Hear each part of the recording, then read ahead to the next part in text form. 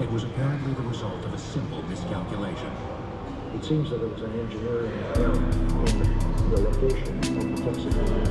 We used a form of triangulation for determining the location. One of the points that used the triangulating was an error. And consequently,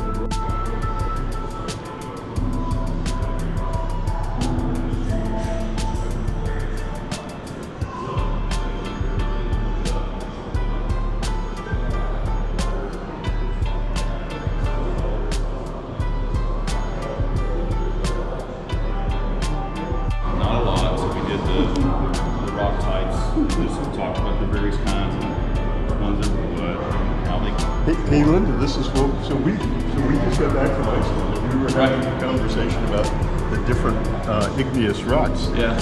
This is great, and you can touch them? Yeah, oh yeah. And so then we've got coarse grain. And this is very basic, but this was just a way to give kind of a basic introduction to the rock, metamorphic rocks. The other side of this is actually all the minerals that go into making, elements that go into making your sulfur. And all the pieces there. That gets a lot of attention from where it starts to where it ends, and the different sands and how they change and why they change, right? Because we know that as they move down from up in the hill country, when they start up there's a lot of feldspar in them, right? Feldspar, as you know, doesn't last very well. So by the time you get to the coast, feldspar is pretty much gone. It's all quartz and a few other heavy minerals, things like that make it all the way down. So we have little microscopes. We tried a lot of different things.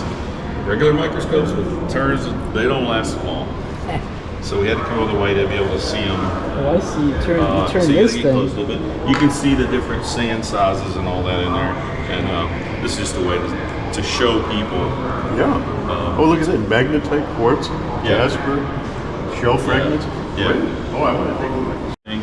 And what they have, they contain a bunch of stuff. And what I do is I write up, because many of the people that are volunteers don't have a science background.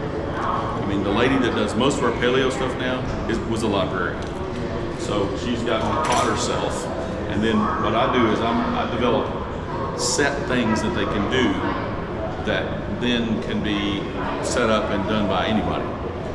But what I ordered this aerial photograph of this area to show the salt dome. So you can see that there's Sugarland, there's Thompson's is down there, and then Blue Ridge is over there. To show that the museum, which is right here, to show how close it is to some of these large salt domes that are actually Right. under Yeah. there. So how many people are living on a salt dome? No, nobody's going to be living on that one. Yeah, some of these are actually living on, but nobody's going to be living on that one because Blue Ridge has an interesting history. It was mined from the surface. It's only about 170 feet to the salt or something. It's pretty shallow. It was discovered, as a matter of fact, it was one of the first areas developed for people to live in this area because it's about 30 feet higher than the surrounding area because the salt is so close to the surface. And what you find is like Mount Blvd and some of the other places in the Gulf Coast, a lot of times people who are on the salt domes didn't know it, but because that little bit of elevation gets you out of the swamp, right? So Right. yeah, so that was actually early on. So what they mined it from the surface. They from about 1910 to about 1940, it was mined from the surface. Then the company that owns the Hockley Salt Dome bought it and decided that they were going to do solution mining. I don't know why, it's so close to the surface. But anyway, they drilled some holes in it and started solutioning it, but they didn't realize that they had mined so close to the surface of it that it collapsed. It started collapsing. So that's why you will never see anything built on there. Wow. There's still some oil production around it. You can see the well pads. There's a little bit of production around it. But the center of it is basically a cluster of cell phone towers and stuff. There won't ever be anything built on there because it's not stable. So not on that. That's first colony.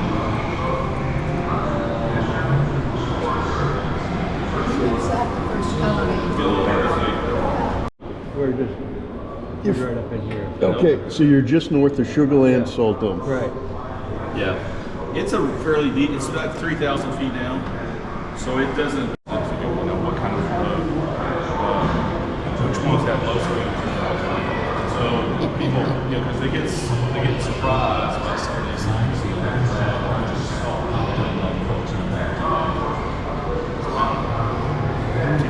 Oh, God, I was eating the TV dinner for the last 50 years. You know, I worked in Gulf of Mexico, onshore and offshore, and I'd seen a line like this in a publication. Where did you work? I started with Amoco, worked for Marathon mostly. I worked for a small individual for a while, but I mostly worked for Marathon. Great companies. So I was a Shell, he was Arco, Bob Liz, and Phyllis were, Phyllis was Oxy, and Bob was Unicount, and City Service. We've not got them all covered in there. And a bunch of them, yeah. Yeah. So I knew this line existed, and so I got a hold of Ion and basically begged for 3 years. This Brian Bourne, was he still there? I wasn't talking to him. I don't remember who I was talking to, but the lady that I was talking to. It took me 3 years of begging to get that.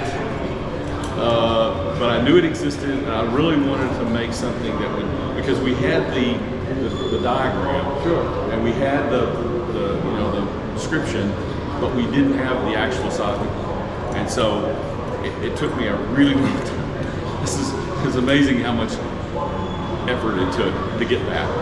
It's not perfect. I mean, I would like to have a little more salt in places, but it's still pretty good. It shows a lot of the offshore salt, not some of the really better parts, but still shows it. And it shows what the sediments look like across the entire Gulf of Mexico, which I think is really cool. And it matches up with that up there. We tried to line it up best we could with where it fit in that diagram. So now we could print it out. We were originally going to make it like 20 feet long, but it didn't fit. Right? We got problems because you get all these physical limitations you don't think about. Like we could put it up there and put lights on it, but the problem is there's fire systems and there's complications and things you can't do because because we want to do them, you just can't. So I learned a lot in the process of doing this about how you can, the practical stuff that you can do and can't do. Exciting. We named it the cubic mind.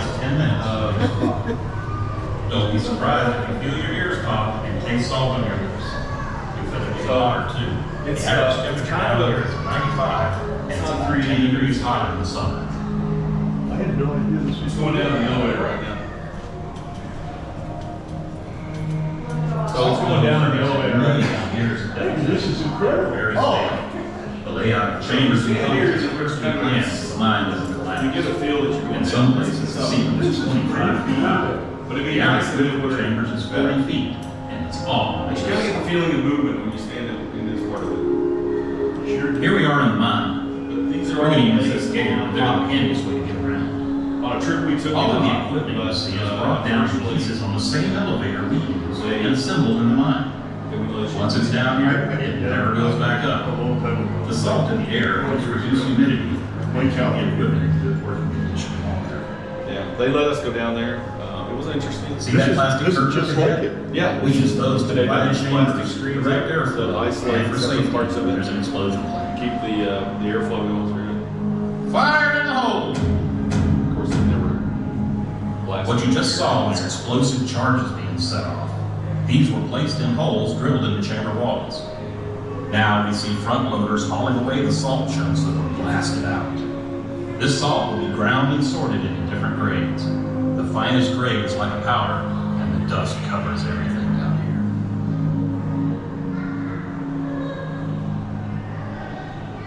I love this. I remember there was a safety if you had to evacuate the mine. There was a narrow little. Yep. Different grades are used for a Ricky wide Clark variety of down. industrial uses, animal feed, and human consumption.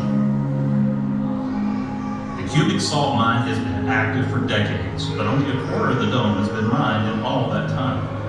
It's over 10,000 feet tall and over a mile wide. Gives you an idea of how big salt domes are. We won't run out for many centuries. No. A good thing too, because salt is essential for human survival. So this is not what they're just building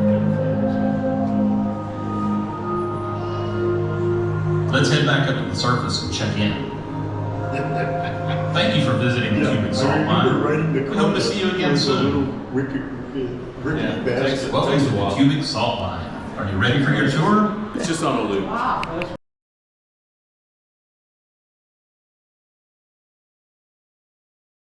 Check out. You'll put it back when we're done. That's how we know everyone's made it back up. We have to Safety get a picture first. in the mine. Make sure your hard We have to hats, stand safety over here. goggles, and respirators are on tight. I want to do They this just stay in here all day phosphorus long. swab. You know what? Yeah, we will. I just want to mention about chemistry, like I Okay. said, most of chemistry, like I say, came from downtown. There's some really interesting exhibits and stuff. I love the periodic table because you can touch it and it'll tell you about the different elements, and it'll give you information. There's a thing over there where you can create your own elements and stuff. I was wondering when you were going to get to the sugar. Sugar, yeah. Yeah, of course, I give talks on bourbon here. So we talk about sugar and how you get sugar, because it's important that's how they make alcohol, right? They take the grains and they break them down into sugars. Right. So the yeast can eat the sugar and make it into alcohol. So I talk about sugar quite a bit, but not this kind of research.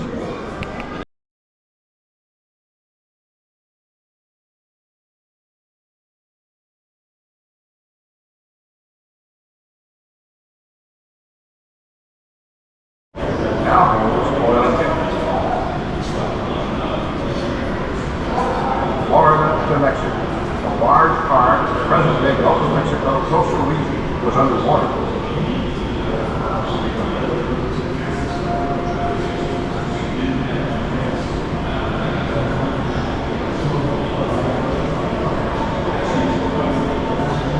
barrier reef in that hole will run through. The sea level rose again.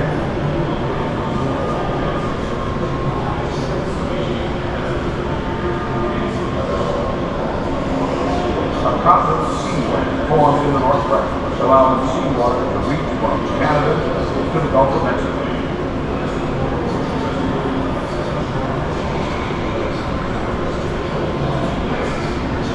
Volcanoes erupted sporadically throughout the world. Sea levels fell again, and mountains were thrust up and west. Ancient rivers dumped mud and sand into the Gulf Basin, occasionally all the reef growth. 65 million years ago, dinosaurs still thrived on the earth. Then, a great reef 7 miles across crashed into the Arctic. The impact sent billions of tons of dust and debris into the atmosphere, blocking out the sun and dramatically changing the global climate. Dinosaurs and more than 70% of life on Earth would perish. After that, a new chapter. Tectonic forces uplifted the Rocky Mountains. Sand, silt, and mud were the products of mountain erosion were carried by the systems into the Gulf. Deltas like the present-day Mississippi Delta formed as these rivers deposited layers of sediment.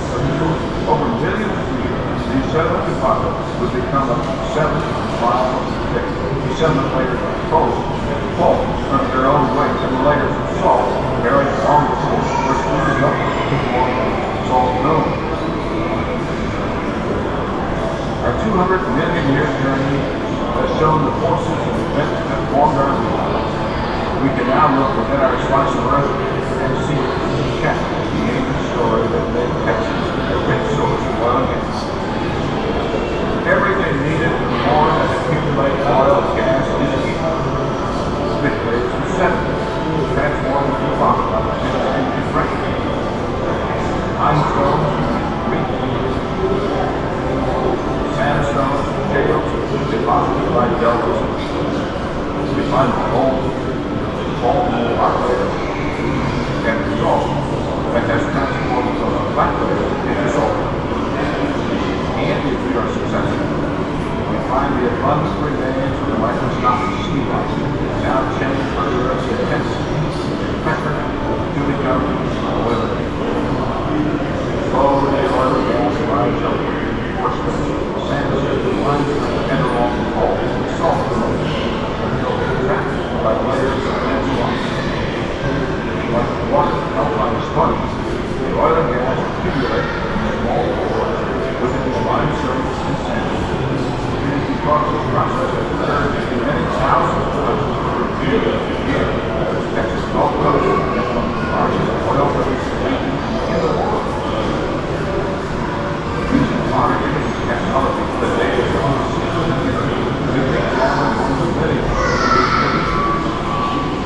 this oil accumulated lies 2,000 feet beneath the surface. Sandstone layers be formed by a salt dome. Oil and gas molecules form sandstone layers next to a salt dome.